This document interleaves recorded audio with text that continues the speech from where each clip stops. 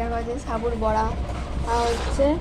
এখানে সাবুটাকে সিদ্ধ করে ভিজিয়ে নিয়েছিলাম, দেখতে হচ্ছে ভিজানো আলু সিদ্ধ করা। আমার মা কি করেছে, আলু ফালু সব দিয়েছি বলে মাখিয়ে ফেলেছে।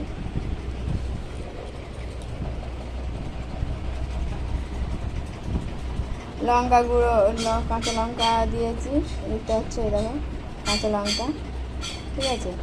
এতে জিরে গুঁড়ো আছে আর আছে, আর এই বাদামটাকে নুন দিয়েছি পরিমাণ হিসাবে।